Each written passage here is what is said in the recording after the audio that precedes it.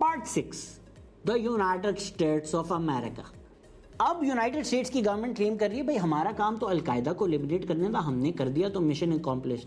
मसला ये है कि आप यूएस की हार जीत डिटरमिन ही नहीं कर सकते क्योंकि कोई डिफाइंड गोल था ही नहीं। यूएस का अफगानिस्तान मिशन मेरी जिंदगी की तरह है कि जब पता ही नहीं क्या कर रहे तो जो भी हो जाए फर्क क्या पड़ता है। जैसे लौंडे बगैर देखे टेंडर पे राइट स्वाइप करते रहते हैं, उसी तरह अमेरिका अपनी तरफ से अपने एजेंडास बनाता रहता है। War on terror, nation building, al Qaeda elimination, जो मिल जाए बस स्वाइप करते रहो। तो ये अमेरिका की शिकस्त का narrative has been discussed to death.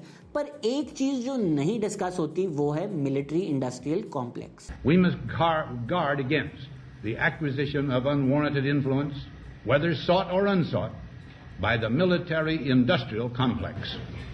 United states एक साम्राज्य हुकूमत है जो अपना कल्चरल, सोशल, पॉलिटिकल इन्फ्लुएंस दुनिया में हर जगह फैलाना चाहता है। जहां जगह मिले डाल दो, अगेन टिंडर पर लॉन्डो की तरह।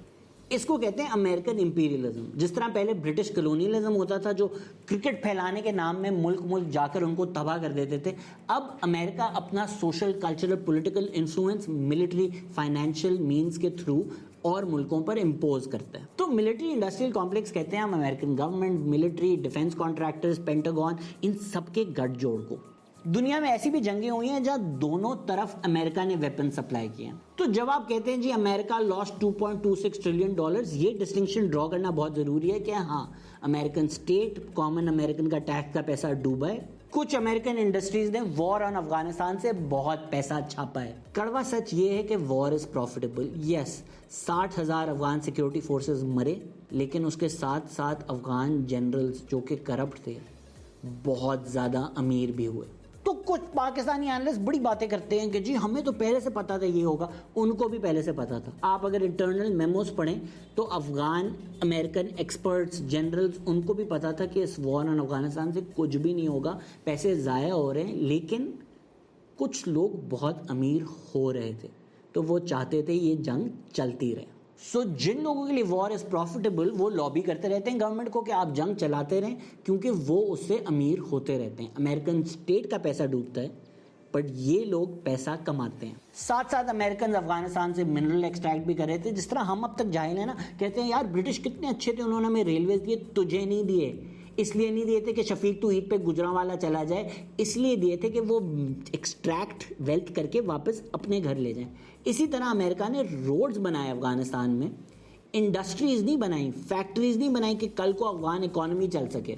चली क्या अमेरिका की इकोनॉमी, और वो इंडस्ट्रीज जो डिफेंस इक्विपमेंट बनाती थी वो सारा मिलिट्री इक्विपमेंट जो अब तालिबान के हाथ में। अब हो सकता है अमेरिका शायद नॉर्दर्न अलायंस को मिलिट्री एड दे, या अगर पीस भी आ जाए और 5-10 साल के बाद जंग हो जाए तो America might just come back. जंगजू जनरल्स को कोई फर्क नहीं पड़ता कितने लोग मरते हैं, as long as they get rich from it. तो जब आप कहते हैं अमेरिका का पैसा डूब गया, वो जहाज से पैसे नहीं फेंक रहे थे। A lot of that money was spent on military equipment, military equipment जो अमेरिका में बनता था। दुनिया की 60% मिलिट्री सेल्स अमेरिका करता है। So war on Afghanistan and Iraq का जो 5 ट्रिलियन का बिल है उसका एक हेफ्टी अमाउंट डिफेंस कॉन्ट्रैक्टर्स को गया है। और अब कोई 380 हाई रैंकिंग ऑफिशियल्स हैं जिन्होंने सिर्फ 2 साल आर्मी छोड़ने के बाद लॉबी करना शुरू कर दिया अमेरिकन गवर्नमेंट को कि वो जंग चलाते रहें। और लॉकहीड मार्टिन और रेथियन जैसी कंपनीज अमीर होती जा रही हैं। अमेरिका का जो डिफेंस बजट 2001 में 305 बिलियन था, वो अगले साल 770 बिलियन होगा। 2019 में सिर्फ ये डिफेंस कॉन्ट्रैक्टर्स का बजट 370 बिलियन था।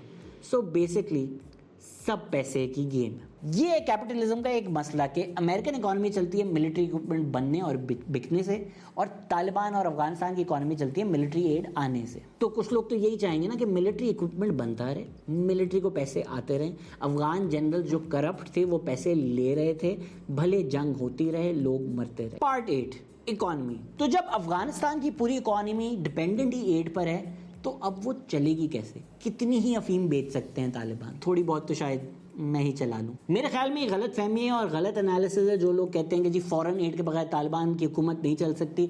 हो सकता है रशिया और चाइना इन्वेस्ट कर लें, बेल्ट एंड रोड इनिशिएटिव आ जाए, लेकिन उसके बगैर भी तालिबान रोड्स पर टैक्स लेकर अपनी इकोनॉमी चला रहे हैं। रोड टैक्सेस और लेवीज से Taliban hundreds of millions of dollars कमाते हैं। जो रोड अमेरिका ने बनाया वो खुद अमेरिका इस्तेमाल करने के लिए तालिबान को पैसे देता है। और अगर दुनिया को चाहिए वो तालिबान से ट्रेड करें, उनकी रिसोर्सेज लें, तो उनको ये टैक्स देना पड़ेगा। भले उनके मुल्कों ने ऑफिशियली तालिबान को नहीं रिकग्नाइज किया हो या IMF ने कोई $540 मिलियन रोक लिए हो जो कोविड रिलीफ को अफगानिस्तान के मिलने थे, तालिबान की हुकूमत को आप इकोनॉमिकली नहीं तोड़ सकते। और इसका जो इफेक्ट भी होगा वो तालिबान पे नहीं होगा, वो कॉमन अफगान लोगों पर होगा।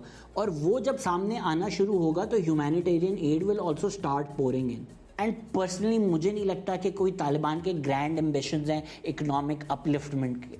तो अफगान लोग अगर सफ़र करते भी रहेंगे तो तालिबान की गवर्नमेंट चलती रहेगी। इकोनॉमिक प्रेशर्स या सैंक्शन से तालिबान गवर्नमेंट नहीं गिरने वाली।